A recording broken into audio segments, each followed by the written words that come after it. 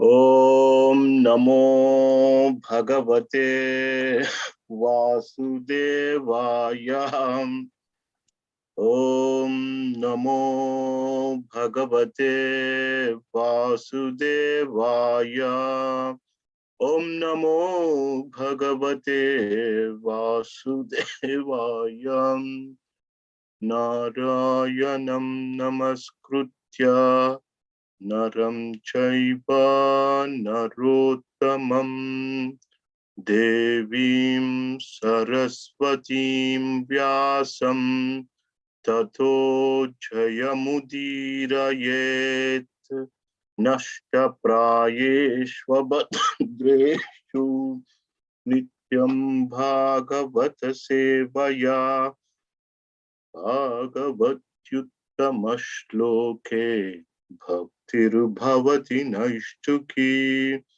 Jai Shri Krishna Chaitanya Prabhu Nityananda Shri Advaita Gadadhara Shivasadi Gaura Bhakta Vrinda. Hare Krishna Krishna Krishna Hare Hare Hare Rama Rama Rama Hare Hare. Apologies, my throat is not in a good shape, so I'm just recovering from COVID. So please bear with me as we go through this chapter. Sumedhi is going to get me some water for me. So Hare Krishna, dear devotees, nice to see everyone. Sorry we missed the class last Thursday, last week, but here we are. Thank you.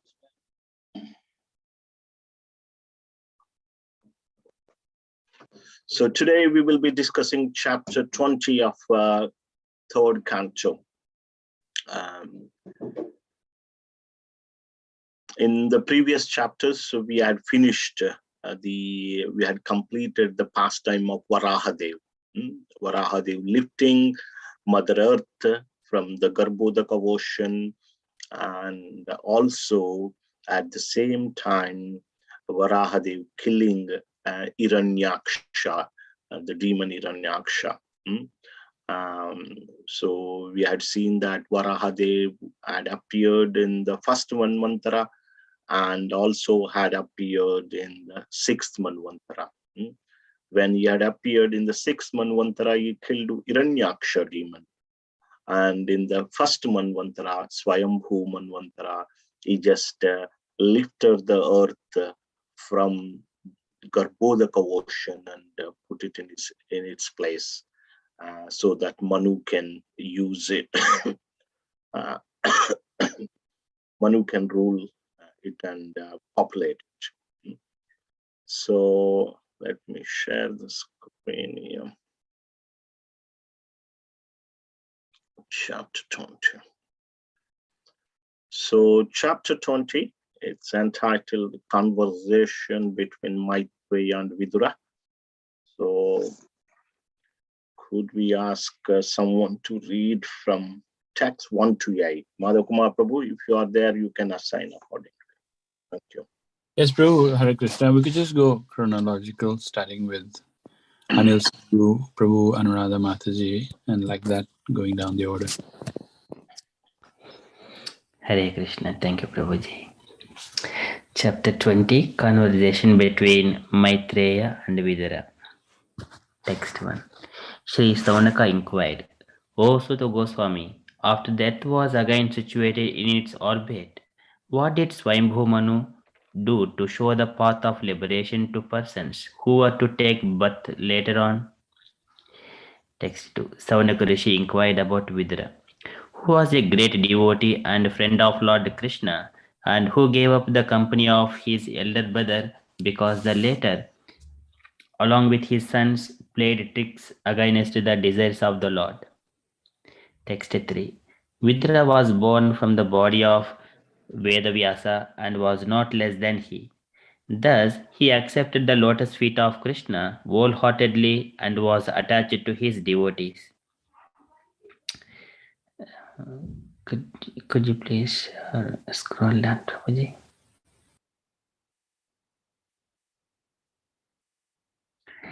So text 4. Vidura was purified of all passion by wandering in sacred places, and at last he reached Hardwar, where he met the great sage who knew the science of spiritual life, and he inquired from him. Saunaka Rishi therefore asked, "What more did Vidura inquire from Maitreya?" Text 5. Saunaka inquired about the conversation between Vidura and Maitreya. There must have been many narrations of the spotless pastimes of the Lord. The hearing of such narrations is exactly like bathing in the water of the Ganges, for it can free one from all sinful reactions. Text 6.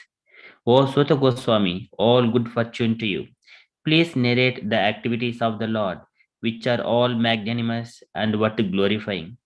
What sort of devotee can be satiated by hearing the nectarian pastimes of the Lord? Text 7.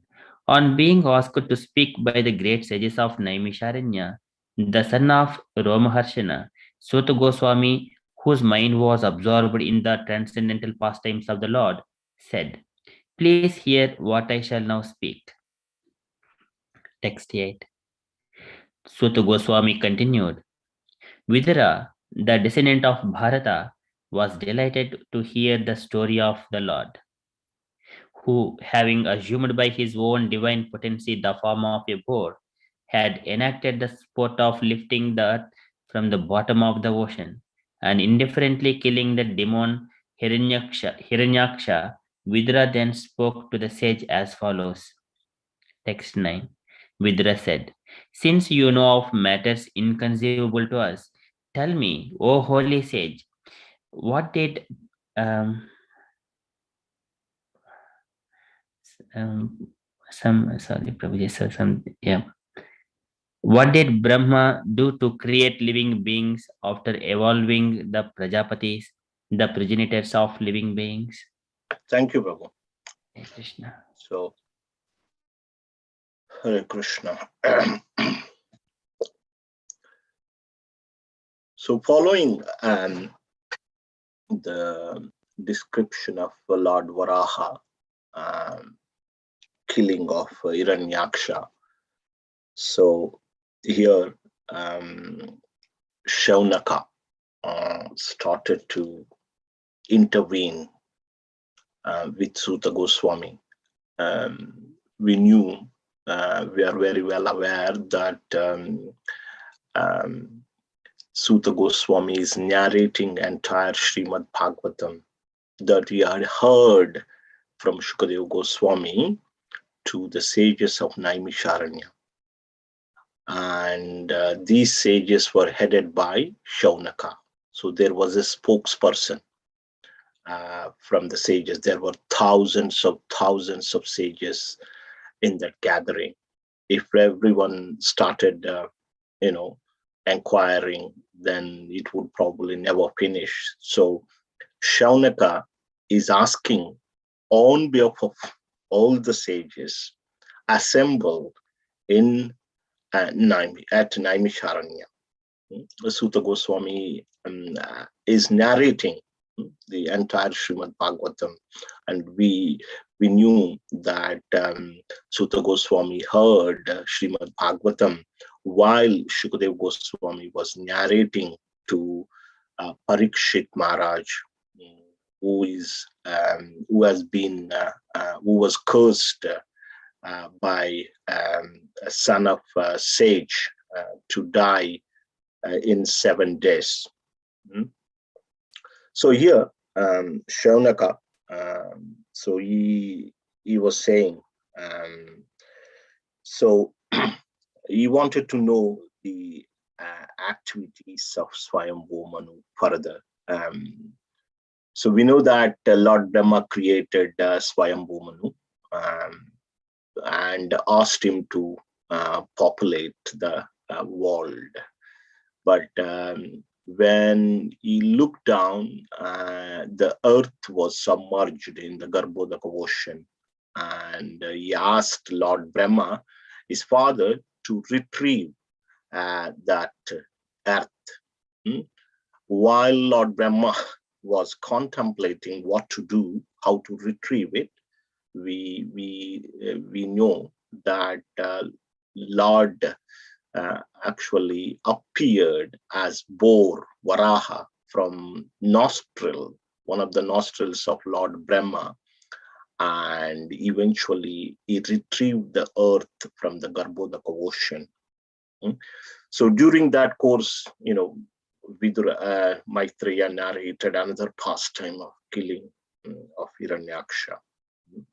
So here, so his question, Shaunaka Rishi question was, yes, so Lord Boar, Lord Varahadev, he put earth on its orbit back, and what did Swayambhu Manu do?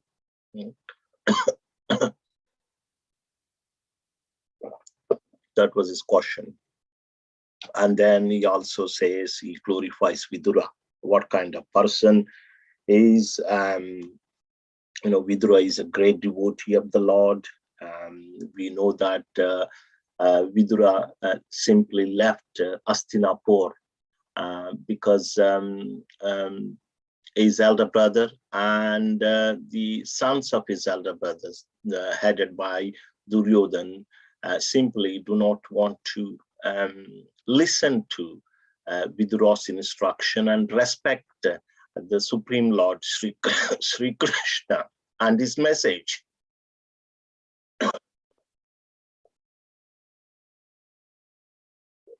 So that's why he simply left that place. And then where did he go? He simply took shelter of pilgrimage. And he's a great devotee, he's friend of Lord Krishna, gave up the company of his elder brother and his sons as they were offended to Krishna. And he's also son of Vyasdev, his father, Vidura's father was Vyasdev, and mother was a Shudra, but father was Vyasdev. And he visited all the places, and he met Maitreya at Haridwar, and he inquired. So in text 4, it is mentioned that how he went to Haridwar, where he met the sage Maitreya and started to inquire.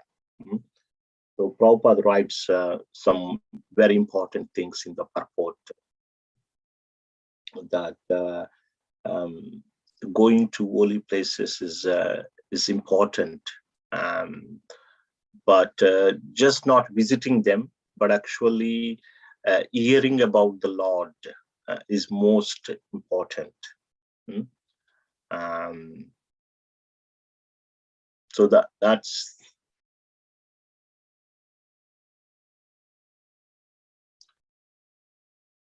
maybe we can read this paragraph here, starting from another significant point.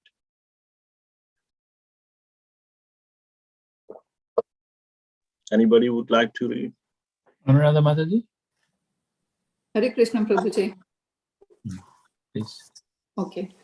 Another significant point is that one must go to sacred places not only to take bath there, but to search out great sages like Maitreya and take instructions from them. If one does not do so, his traveling to places of pilgrimage is simply a waste of time. Narottama Das Thakur, a great acharya of the Vaishnava sect, has for the present forbidden us to go to such places of pilgrimage, because in this age, the times having so changed, a sincere person may have a different impression on seeing the behavior of the present residents of the pilgrimage sites. He has recommended that instead of taking the trouble to travel to such places, one should concentrate his mind on Govinda, and that will help him. Of course, to concentrate one's mind on Govinda in any place is a path meant for those who are the most spiritually advanced. It is not for ordinary persons. Ordinary persons may still derive benefit from traveling to the holy places like Prayaga. Prayag, sorry, Prabhuji. Mathura, Vrindavan, and Hardwar. Next It is paragraph. recommended. Yeah, continue. Shall I carry on? Yeah, please. It is recommended in this verse that one find a person who knows the science of God, a tattvavit. Tattvavit means one who knows the absolute truth. There are many pseudo-transcendentalists even at places of pilgrimage. Such men are always present, and one has to be intelligent enough to find the actual person to be consulted. Then one's attempt to progress by traveling to different holy places will be successful. One has to be freed from all contamination. And at the same time, he has to find a person who knows the science of Krishna. Krishna helps a sincere person, as stated in the Chaitanya Charitamrita, Guru Krishna Prasade. By the mercy of the spiritual master and Krishna, one attains the path of salvation, devotional service. If one sincerely searches for spiritual salvation, then Krishna, being situated in everyone's heart, gives him the intelligence to find a suitable spiritual master. By the grace of a spiritual master like Maitreya, one gets the proper instruction and advances in his spiritual life. Hare Krishna.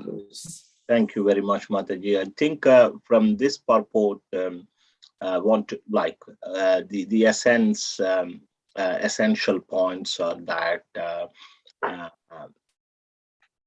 it's important that one go to holy places, but if we just simply go and see the place and do not hear about the Lord, we will not derive much benefit.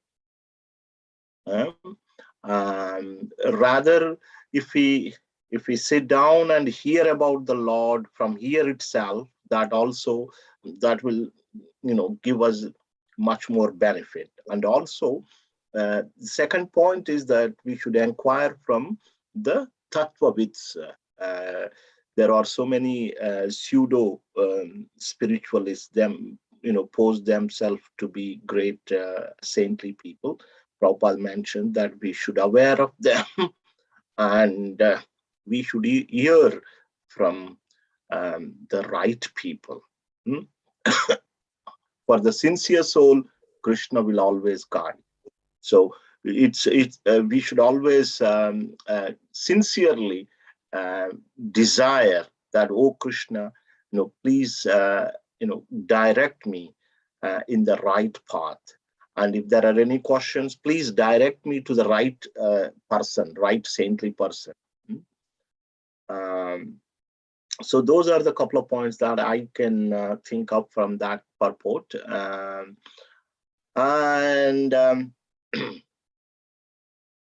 So then Shaunaka, after glorifying Vidura that way, then he says that, please narrate. I wanted to hear more.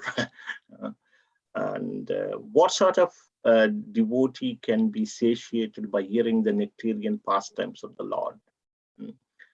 So here, indirectly, that devotees will never be satiated by hearing the nectarian pastimes of the Lord.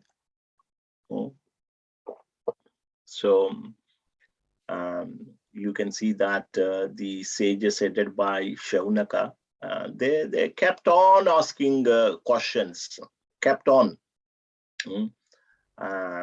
So one devotee is actually compiled all these questions asked by the sages of Naimisharanya, headed by Shaunaka. He had put an Excel sheet. Maybe that's another complete seminar if you want to do what is that. So throughout the Bhagavatam, they've asked many questions and they never satiated. And Vidura, if we see Vidura, you continue to hear from Maitreya. So we have not completed third canto. Third canto, it's quite lengthy canto, and also fourth canto, the discussion continues. Devotees, they always like to hear, and basically Shaunak Rishi questioned, and he wanted to hear more. And yeah, so yeah, please narrate, like, they were asking, yeah, tell me more, what had happened between, what was the discussion between Vidura and Maitreya. We wanted to hear more these discussions. And yes, so you had definitely enlightened after hearing the pastime of this killing of Hiranyaksha demon by Bor Varahadev. And so what did Vidura do? So then from text 9 to text 15 we will read. This is Vidura's inquiry and also Brahma's answer, some of the answers. Okay, 9 to 15, please. Apurva Devi. Vidura said, since you know of matters inconceivable to us, tell me, O holy sage, what did Brahma do to create living beings after evolving the Prajapatis, the progenitors of living beings? Vidura inquired, how did the Prajapatis, such progenitors of living entities as Marichi and Swayambhuva Manu, create according to the instruction of Brahma, and how did they evolve this manifested universe? Text 11. Did they evolve the creation in conjunction with their respective wives? Did they remain independent in their action, or did they all jointly produce it? Text 12. Maitreya said, when the equilibrium of the combination of the three modes of nature was agitated by the unseen activity of the living entity, by Mahavishnu, and by the force of time, the total material elements were produced. Text 13. As impelled by the destiny of the jiva, the false ego, which is of three kinds, evolved from the Mahatattva, in which the element of Rajas predominates. From the ego, in turn, evolved many groups of 5 principles. Text 14. Separately unable to produce a mature universe, they combined with the help of the energy of the Supreme Lord and were able to produce a shining egg. Text 15. For over 1,000 years, the shining egg lay on the waters of the causal ocean in the lifeless state. Then the Lord entered it as Garbhodakshay Vishnu. Thank you, Mataji. Okay. Yeah. So here, so Vidura's further inquiry. So Vidura wanted to know, so he's asking Maitreya, how did Brahma and his Prajapati sons created further progeny? Basically, that's the question. And in response to that question, Maitreya initially again described Sarga. Sarga is the primary creation done by the Supreme Lord. So he describes that, we have heard it in second canto, and we have also heard third canto, how the primary creation takes place. So Mahavishnu glances at Pradhana, the material energy, and thereby injecting all the living entities into Pradhana, and that Pradhana then becomes Mahatattva, and from Mahatattva, when it is dominated by the Ahankara, and when it is mixed with the 23 elements, and all these 23 elements, and they get assembled by the Lord's cohesive energy. What happens is the universal shell is formed. We have discussed this at least a few times. And this universal egg, laid on the Corona water, the Corona ocean, for at least 1,000 years. And after that, Lord Mahavishnu enters into this universe, or this shell, universal shell, as Garbhodakasai Vishnu. So For actually says for over 1,000 years. Yeah, that's what we discussed. Yeah, 1,000 years. This was there. This shiny egg lay on the water. It was lifeless, it said. Then Lord enters into it as Garbhodaksai Vishnu. So I wanted to read a thought for that. Yeah, no problem. We'll move on. And of course, once the Lord enters into it, we know that the universe is all filled with his perspiration, and from his navel lake, the lotus comes on top of the lotus. Lord Brahma takes birth, and again Lord Brahma then started to create various things. So from 16, we shall read until 39, please. Drew, ready? Yes. Go for it. Text 16, right? Yes, please. From the navel of the personality of Godhead, Garbhodaksha Vishnu, sprouted a lotus flower, effulgent like 1,000 blazing suns. This lotus flower is the reservoir of all conditioned souls, and the first living entity who came out of the lotus flower, who is omnipotent Brahma, who was the omnipotent Brahma. When the Supreme Personality of Godhead, who is lying on the Garbhodaksha ocean, entered the heart of Brahma, Brahma brought his intelligence to bear, and with the intelligence invoked, he began to create the universe as it was before. First of all, Brahma created from his shadow the coverings of ignorance of the conditioned souls.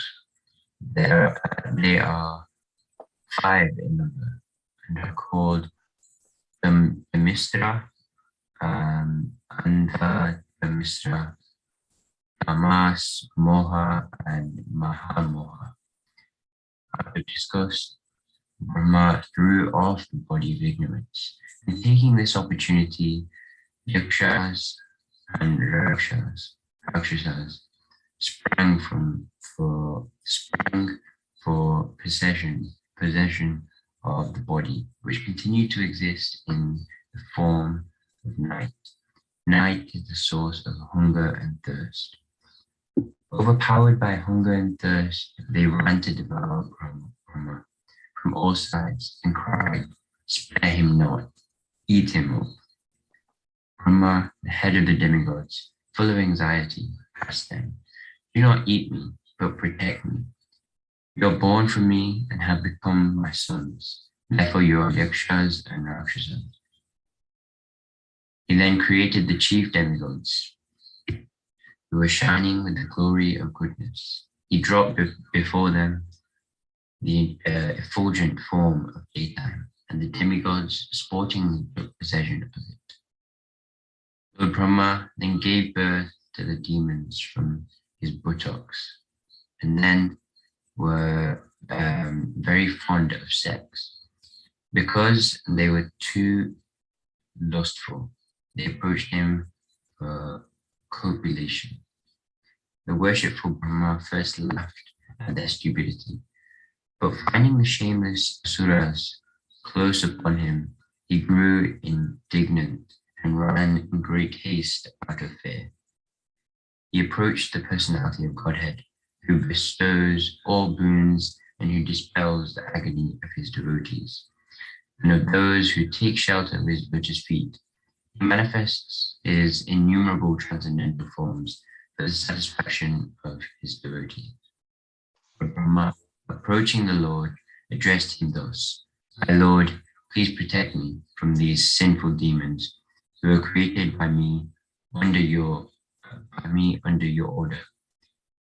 They are infuriated by an appetite for sex and have come to attack me.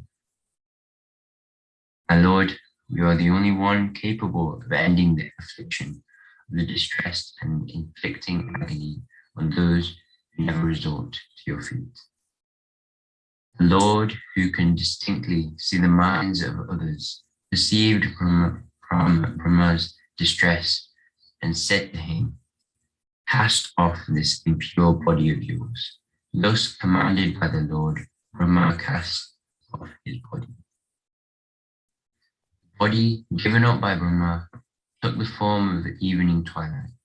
When the day and night meet, the time which kindless passion, the asuras, who are passionate by nature, dominated as they are by the element of rajas, took it for a damsel, whose lotus feet resounded with the tinkling of anklets, whose eyes were wide with intoxication, and whose hips were covered with fine cloth, over which shone a girdle. Her breasts projected upwards because of their clinging to each other, and they were too contiguous to admit any intervening space. She had a shapely nose and beautiful teeth. A lovely smile played on her lips, and she cast a sportful glance to the asura.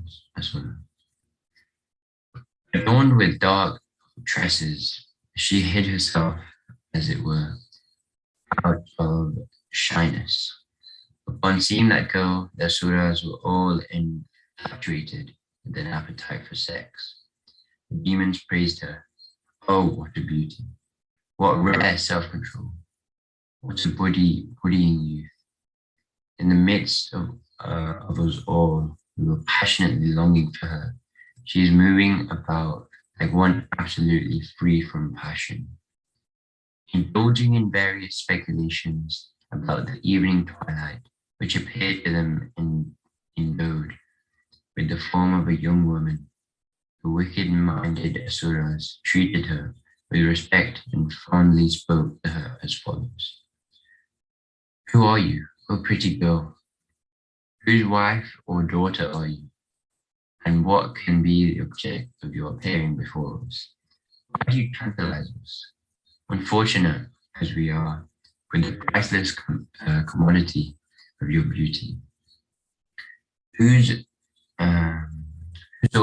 you may be, O beautiful girl, we are fortunate in being able to see you. By playing with a ball, you have agitated the minds of all onlookers. O beautiful woman, when you strike the bouncing ball against the ground with your hand against it, again and again, your lotus feet do not stay in one place. Oppressed by the weight of your full-grown breasts, your waist becomes fatigued, and your clear vision grows dull, as it were. Pray braid your comely hair. The suras, clouded in the understanding, took the evening twilight to a beautiful woman, showing herself in all alluring form, and they seized her. With a laugh full of deep significance, the worshipful Brahma, then evolved by his own loveliness, which seemed to enjoy itself by itself, the hosts of Gandharvas and Apsaras. After that, Brahma gave up that shining and beloved form of moonlight. Vishva, Vasu, and other Gandharvas gladly took possession of it. The glorious Brahma next evolved from his sloth the ghosts and fiends, for he closed his eyes when he saw them stand naked with their hair scattered. Thank you, Prabhu. Hare Krishna. So, right. So in the previous chapter, in chapter 12, I think, that we had seen the creation by Brahma. So in the beginning, Lord Brahma created 5 types of ignorances. We discussed this in the previous chapter as well. So in the 12th chapter, 3:12:2, we discussed this at a length that time. Basically, with this ignorance, what the conditioned living entity thinks that is to be this body, And unless a conditioned living entity, is influenced by ignorance, he can't stay in this material world. There are 5 types of ignorances described here, that were also described in chapter 12 of third canto in text 2. And after creating these 5 types of ignorances, he was not happy. Lord Brahma felt very disgusted, and he threw off his body, body of ignorance. So, and from that body, from that body, yakshas and rakshasas, they came, and they and this body took the form of night, and they felt very hungry, and they wanted to eat Lord Brahma, but Lord Brahma asked them to spare, not to eat. Here we can see in this chapter, many times it is said, we will read that in the later text.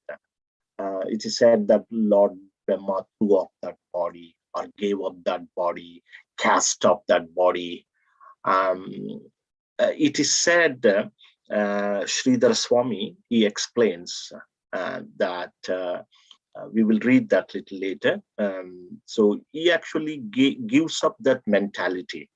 Prabhupada also write that, say for example, if you're thinking something bad, your mind is also body. There's a subtle body and gross body. We know the subtle body consists of mind, intelligence, and false ego. And so your mind is contaminated when you do something bad.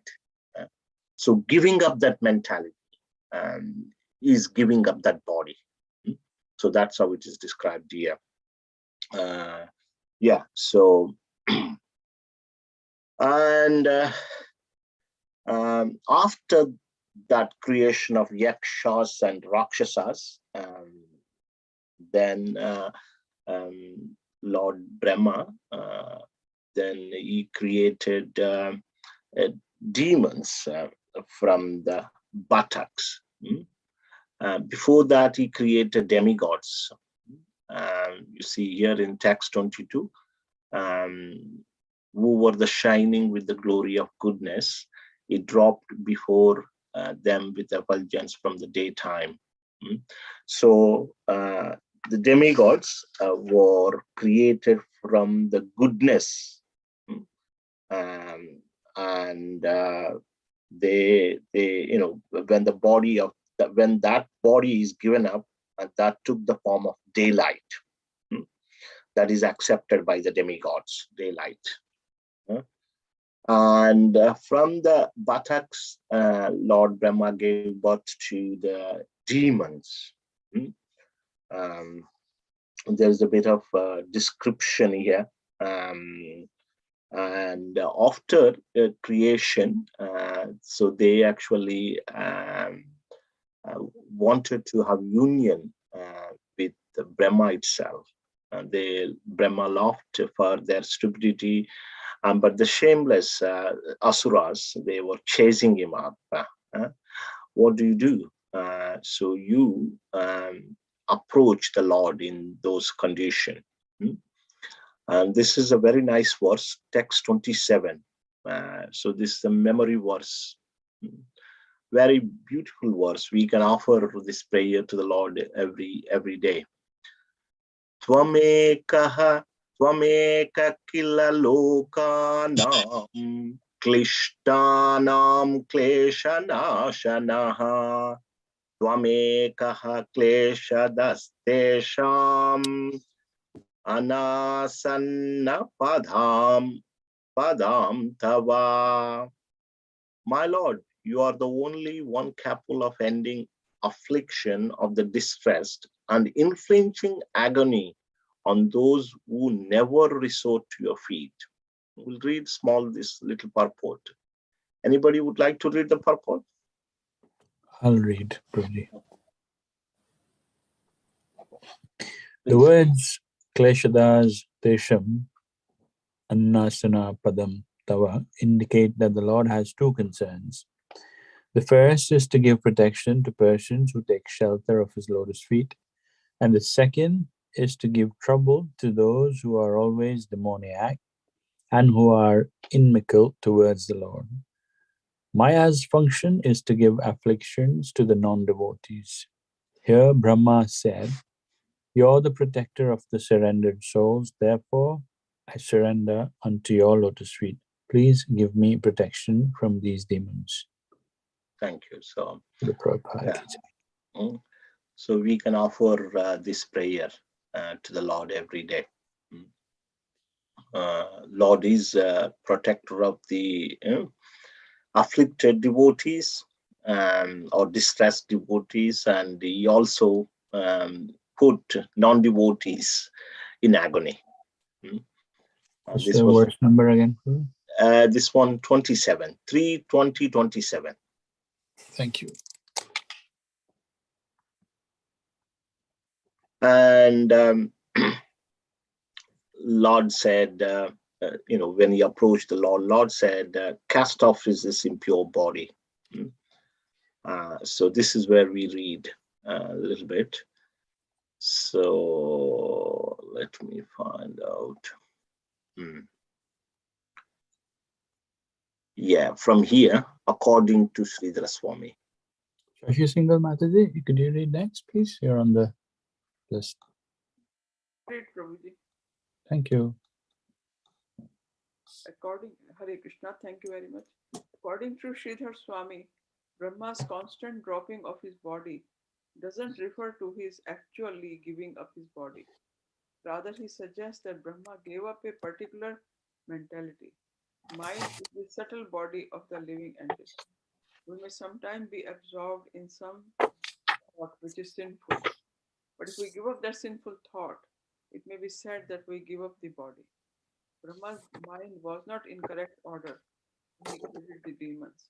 It must have been full of passion because the entire creation was passionate. Therefore, such passionate sons were born. It follows that any father and mother should also be careful while begetting children. The mental condition of a child depends upon the mental status of his parents at the time he is conceived. According to the Vedic system, therefore, the Garbhadhan Sanskara, or the ceremony for giving birth to a child, is observed. Before begetting a child, one has to sanctify his perplexed mind. When the parents engage their mind in the lotus feet of the Lord, and in such a state the child is born, naturally good devotee children come. When the society is full of such good population, there is no trouble from demoniac mentalities. Thank you, Prabhuji. Hare Krishna. Hare Krishna. So now we can understand. If we follow this system, Prabhupada says that the outcome is good population. There is no trouble from the demonic mentalities, but in the current day and age, we can see there is so much trouble from the demonic mentalities. So they don't have this science of Vedic wisdom, how to conceive children. They don't know. So as you can see, Sridhar Swami says, Brahma, constant dropping of his body does not refer to his actual giving up his body. Rather, he suggests that Brahma gave up particular mentality. So that's another point. He was keep giving up. And so when Brahma gave up that particular body, that mentality, then so it took the form of evening twilight. And this appeared to be a beautiful girl for the demons, and they were praising. They were describing the beauty like that. So Prabhupada writes something very important here. Yeah, we read that too, don't we? Let's see this one. So yeah, let's this description. You can see that Meena Mataji wants to raise her hand. It seems. Yeah, Mataji, Meena Mataji, you want to read the purport? Actually, that was because of a question. Okay.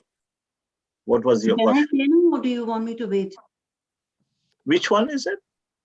Okay, part of it got answered by what Sridhar Swami said, that the body, the dropping of the body is not the actual body, it's the thought, the mind, in the mind.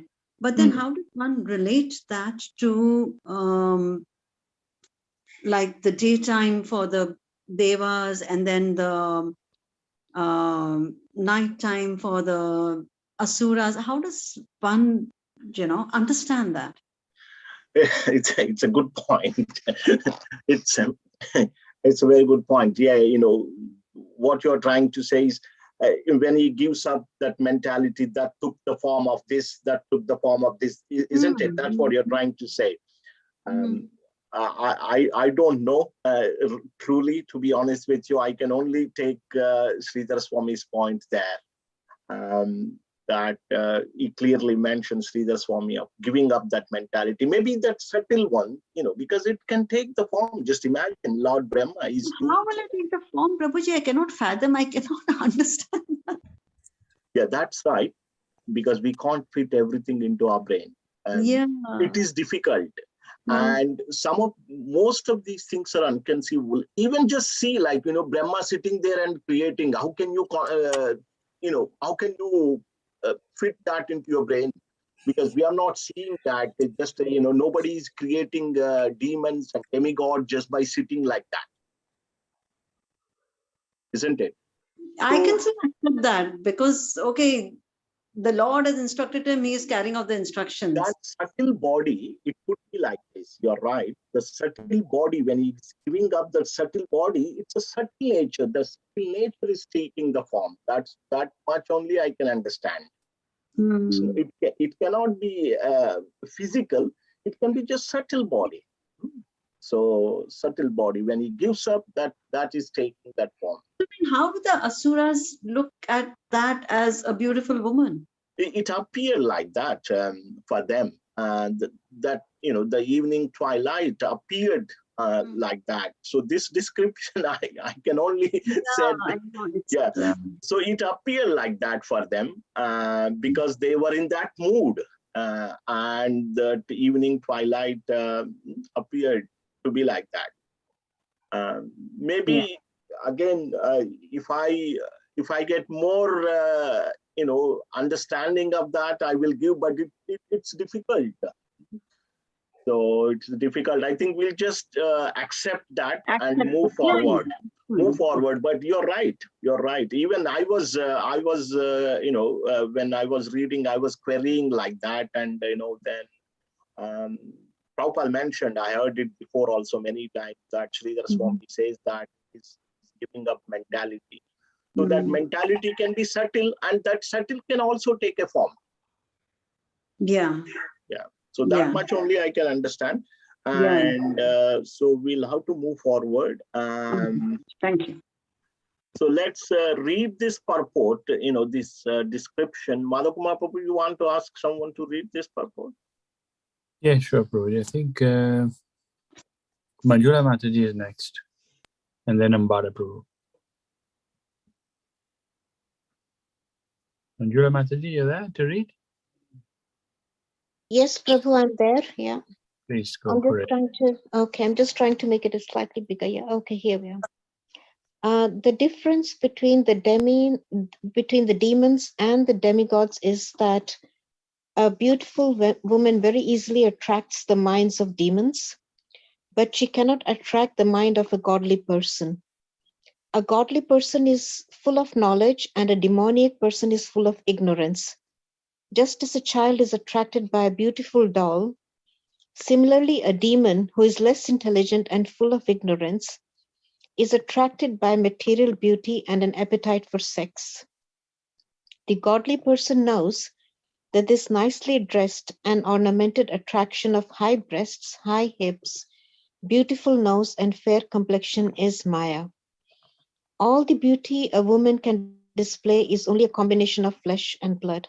Shri Shankaracharya has advised all the persons not to be attracted by the interaction of flesh and blood. They should be attracted by the real beauty in spiritual life. The real beauty is Krishna and Radha.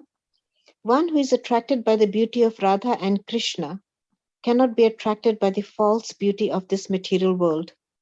That is the difference between a demon and a godly person or a devotee. Thank you, Prabhu. So I thought this was, there is a pretty nice message. I thought, I will ask someone to read.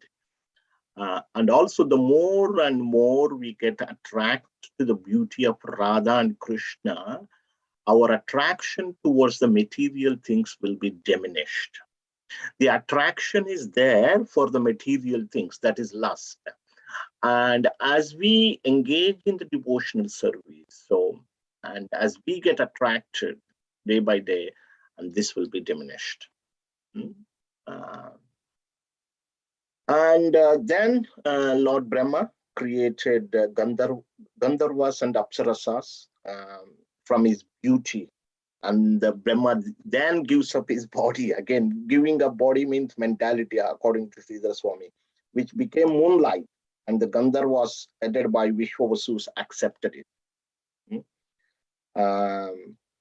Okay, so next we'll read from text 40 till the end of the chapter. Bharabru, you okay to read? Hare Krishna, yes, I'm okay to read. No, sorry, dear devotees, will take 10 minutes and then complete this chapter. Sorry, we were late in the beginning because of the technical issue.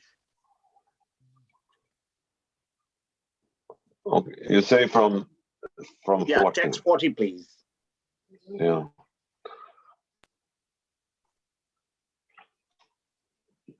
I have my own reading here. Okay, text 40.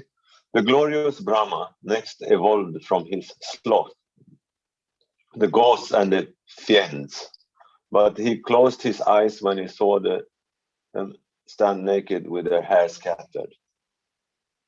Text 41. The ghosts and hobgoblins took possession of the body thrown off in the form of joining by Brahma, the creator of the living entities. This is also known as the sleep which causes drooling. The hobgoblins and ghosts attack men who are impure, and their attack is spoken of as insanity. Text 42. Recognizing himself to be full of desire and energy, the worshipful Brahma, the creator of the living entities, evolved from his own invisible form, from his navel, the hosts of Sadyas and Pitas. Text 43. The Pitas themselves took possession of the invisible body, the source of their existence. It is through the medium of this invisible body that those who well versed in the rituals offer oblations to the Sadyas and Pitas in the form of their departed ancestors on the occasion of Shraddha. Text 44. Then Lord Brahma, by his ability to be hidden from vision, created the Siddhas and Vidyadharas and gave them that wonderful form of his known as Antardana. Text 45. One day Brahman, the creator of the living entities, beheld his own reflection in the water, and admiring himself, he evolved Kimpurusas as well as Kinnaras out of that reflection. Text 46. The Kimpuras and the Kinnaras took possession of that shadowy form left by Brahma. That is why they and their spouses sing his praises by recounting his exploits at every daybreak. Text 47. Once Brahma lay down with his body stretched at full length. He was very concerned that the work of creation had not proceeded apace, and in a sullen mood he gave up that body too. Text 48. O dear Vidura, the hair that dropped from that body transformed into snakes, And even while the body crawled along with its hands and feet contracted, there sprang from it ferocious serpents and nagas with their hoods expanded. Text 49. One day Brahma, the self-born, the first living creature, felt as if the object of his life had been accomplished. At that time he evolved from his mind the Manus, who promote the welfare activities of the universe. Text 50. The self-possessed creator gave them his own human form. On seeing the Manus, those who had been created earlier, the demigods, the Gandharvas, and so on, applauded Brahma, the Lord of the universe. Text 51. They prayed, O creator of the universe, we are glad. What you have produced is well done. Since ritualistic acts have now been established soundly in this human form, we shall all share the sacrificial oblations. Text 52. Having equipped himself with austere penance, adoration, mental concentration, and absorption in devotion, accompanied by dispassion, and having controlled his senses, Brahma, the self-born living creature, evolved great sages as his beloved sons. Text 53. To each one of these sons, the unborn creator of the universe gave a part of his own body, which was characterized by deep meditation, mental concentration, supernatural power, austerity, adoration, and renunciation. Hare Krishna. Hare Krishna. So quite a bit there. Right. So from after creating Gandharvas, then Lord Brahma created Bhutas and Pishashas, ghosts and hobgoblins, from his laziness. And it is said that they attack men who are impure.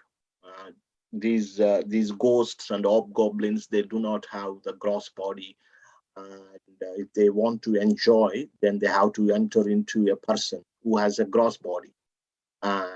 But they attack people who are impure. But however, wherever the Lord name is uttered, that entire place becomes pure.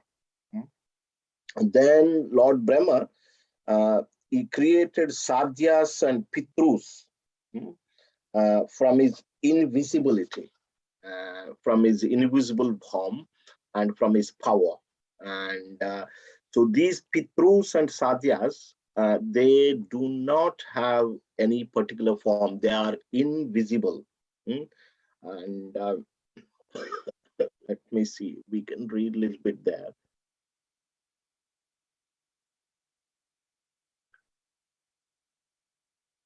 Yeah, so the Pitas took the possession of invisible body.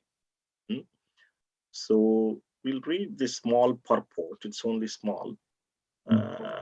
Maybe the first paragraph we can read. Come on, Rania. Sorry? Hare Krishna Prabhu. Please. Yeah. Shraddha is a ritualistic performance observed by the followers of the Vedas. There is a yearly occasion of 15 days when ritualistic religionists follow the principle of offering oblations to departed souls. Thus, those fathers and ancestors who, by freak of nature, might not have a gross body for material enjoyment can again gain such bodies due to the offering of Shraddha, oblations, by their descendants. The performance of Shraddha or offering oblations with prasada is still current in India, especially at Gaya, where oblations are offered at the lotus feet of Vishnu in a celebrated temple. Because the Lord is thus pleased with the devotional service of the descendants, by his grace, he liberates the condemned souls of forefathers who do not have gross bodies, and he favors them to again receive a gross body for development of spiritual advancements. Shall I continue, Prabhu? Maybe continue. Yeah, no problem. Continue. Unfortunately, by the influence of Maya, the conditioned soul employs the body he gets for sense gratification, forgetting that such an occupation may lead him to return to an invisible body. The devotee of the Lord, or one who is in Krishna consciousness, however, doesn't need to perform such ritualistic ceremonies as Shraddha because he is always pleasing the Supreme Lord. Therefore, his fathers and ancestors who might have been in difficulty are automatically relieved. The vivid example is Prahlad Maharaj. Prahlad Maharaj requested Lord Nrsimhadeva to deliver his sinful father who had so many times offended the lotus feet of the Lord. The Lord replied in that in a family where a Vaishnava like Prahlad is born, not only his father, but his father's father and their fathers, up to the 14th father back, are all automatically delivered. The conclusion, therefore, is that Krishna conscious is the sum total of all good work for the family, for society, and for all living entities. In this Chaitanya Charitamrita, the author says that a person fully conversant with Krishna consciousness does not perform any rituals because he knows that simply by serving Krishna in full Krishna consciousness, all rituals are automatically performed. Thank you, Prabhu.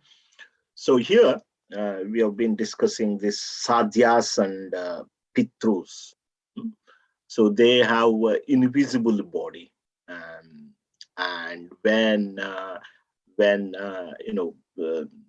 living entities they die, human beings sometimes they take this form, and when we offer oblations, they accept the oblations to this invisible form. And then by accepting the oblations that we offer, they get a gross body. That's the main reason why we offer oblation, Shraddha. Like in India, we all know very well that the Shraddha that we offer every year to the ancestors. Prabhupada narrates here that just by becoming a devotee, one will liberate all the ancestors. 14 generations will be liberated. Actually, it is mentioned 7 times 3, 21.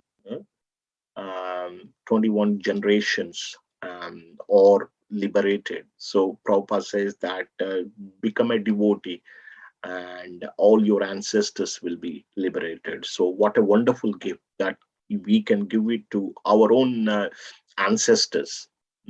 So let's become serious and use this human form of life in the service of the Lord before it falls down. Before it falls down, we can make good use of it. So Prabhupada gives us nice, wonderful purport there.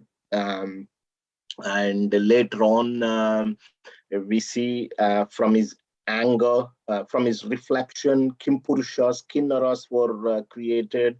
From his anger, snakes, serpents were created. From his own mind, Manus were created, and they were awarded this human form of life. And from his various bodily parts, sages, great sages were created. So this is how Lord Brahma, just by sitting there, he has created number of things. And so for us, it's difficult to understand how this is happening, but let's accept it and move forward. And as we progress, we will understand better. Sumedh, you raised your hand. No, it's I raised my hand at the time of Meena Mataji's question, but all right, sorry, I did not see. What do you want to answer something? No, you answered that question perfectly, so it's fine. But one thing I thought I'd just add in relation to that point was this is material but still subtle, and it's very difficult to understand. So if it's a material thing is already so difficult to understand for us, that's subtle, then just imagine how much more difficult the spiritual things will be to understand if we try and put our own logic and our own mind there. So those things are only understandable when we get the mercy of the devotees in that case. So it's another little bit of inspiration for us to take more shelter of devotees and devotees' mercy, so that we can understand these things. When we come to fifth canto, we will even struggle when the structure of universe is being described. It's difficult. Some of things we have to take shelter of the Lord and move forward. Yeah. Even in the second canto, quite a bit. The creation actually, it's very, very difficult. Many devotees, when they come to second canto, they stop. They can't go forward. When they come to fifth canto, even they can't move forward because there is so much, we can't understand fit into our brain. Let's move forward and accept that we can't understand everything. And then move forward. Yes, we should try to understand from the senior devotees. Ambada and Meena Jatani Mataji. Yes, Ambada Prabhu? Yes. Yeah, I have a question I want to try to clarify. You see, it is saying in several places that Brahma created the living entities. That is the spiritual. Of course, it's like the marginal, but it's non-material.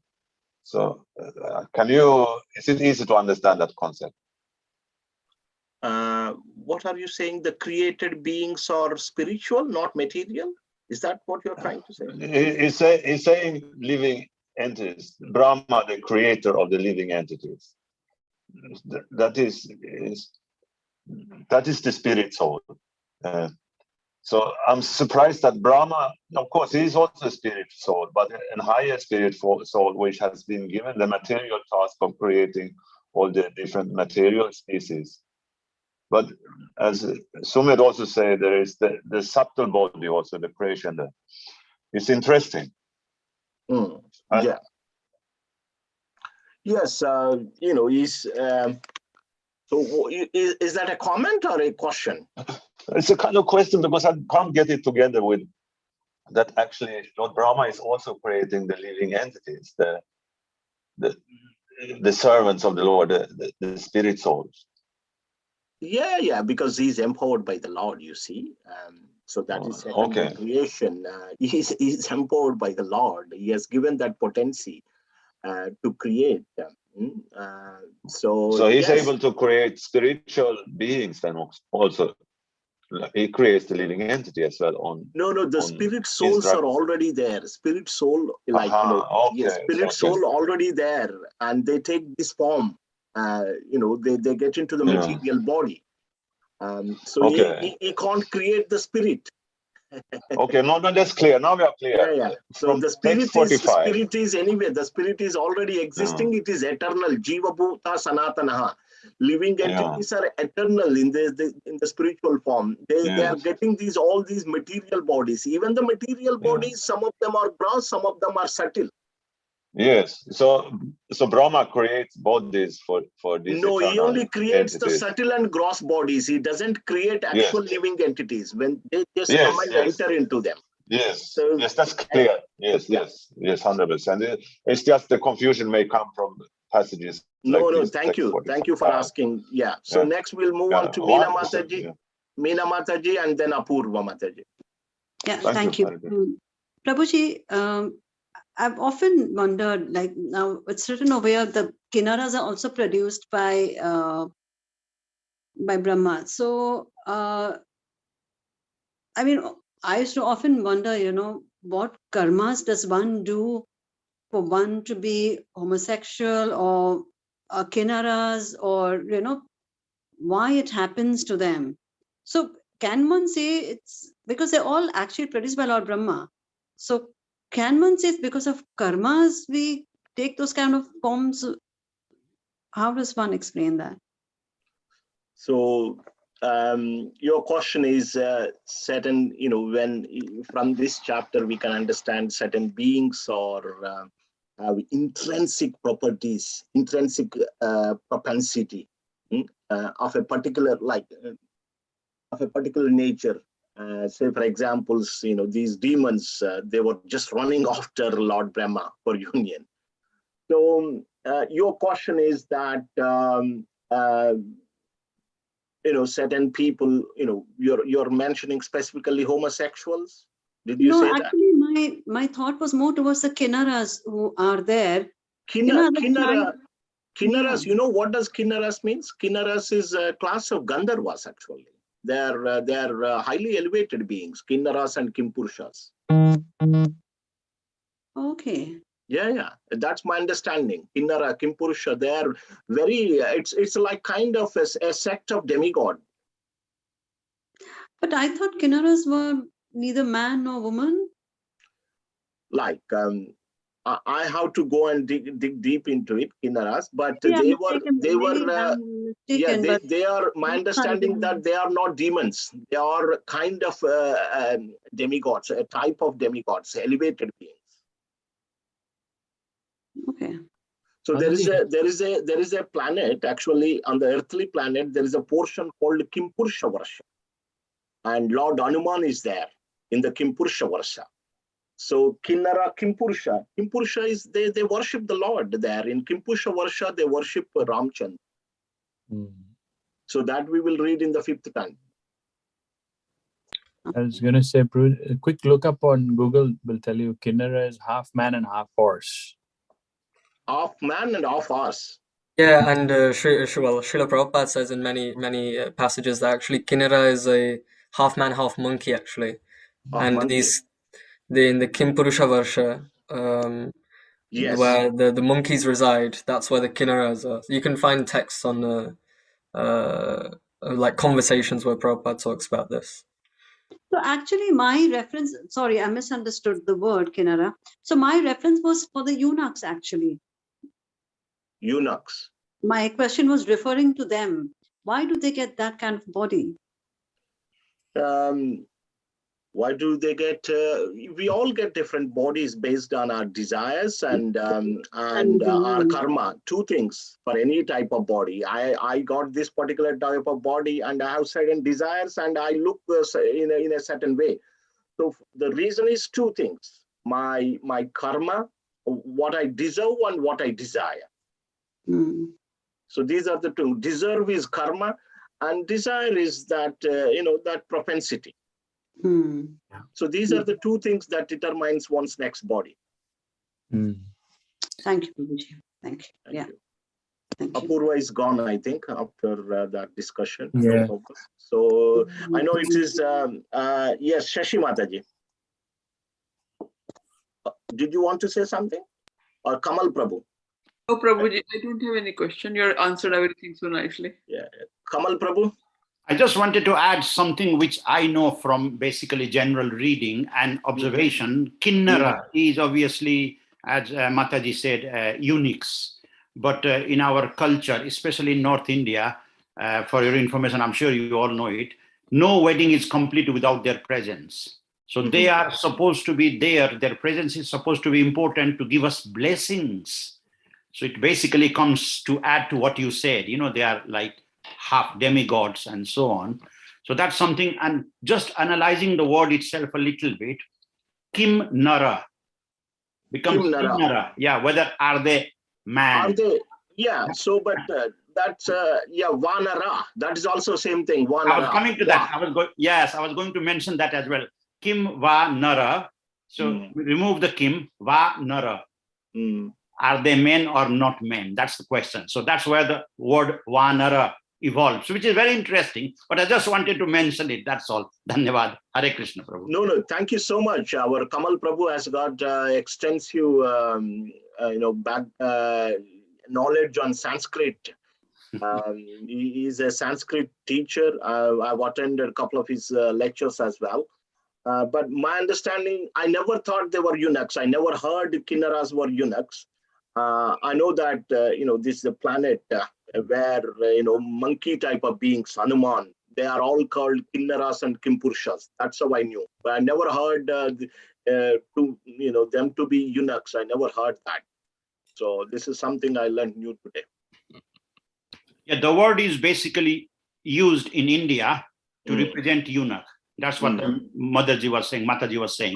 That's why. So I didn't hear that. I didn't know that. Yeah. Thank you, Prabhu.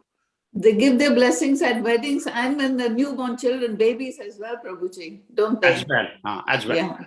Newborn babies, where they find out in whose house. Yes. From the maternity hospitals, they find out where there's a newborn baby. They go there to give their blessings. And they will not leave till they get what they want, Prabhuji. Yeah. Be it money or whatever their demands is. Yeah, I know. That is their way of earning their living, Prabhuji.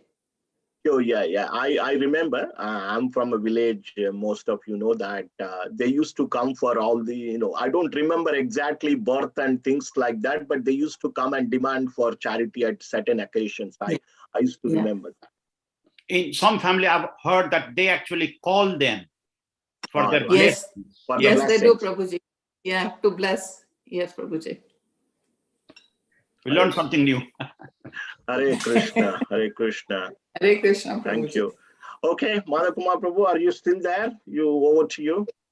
Yeah, I'm still here, Prabhu, just listening into the conversation. I think just to the last point, like everything is in this material world, even the kinnaras that we are used to seeing are potentially a perverted reflection of what exists potentially in the spiritual world. That's one.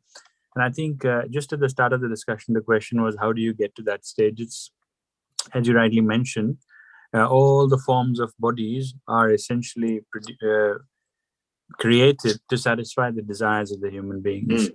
And therefore, if we recognize that these are not forms that we want to get into, how important it is to regulate our mind and have the right desires so that we don't end up being like that. And, there's only a small window that we have to allow for the mind to drift away, and then thought becomes habit and habit becomes character. And before we know, we get into the form. It becomes their destiny then, Prabhuji. Exactly. So I think we just take the warning out of that as a lesson, and then make use of this opportunity and take care of ourselves, really. We can purify our thoughts by getting a good Srimad Bhagavatam, which I'm sure Madhu Kumar Prabhu would be very happy to supply anyone with. So please do get into touch with him. If you don't already have one, Yeah. Next chapter onwards, we'll come to the story from again Kardama Muni, Devahuti, and it will go for some time. Don't worry. This is a little tricky chapter to understand and fit everything into our brain.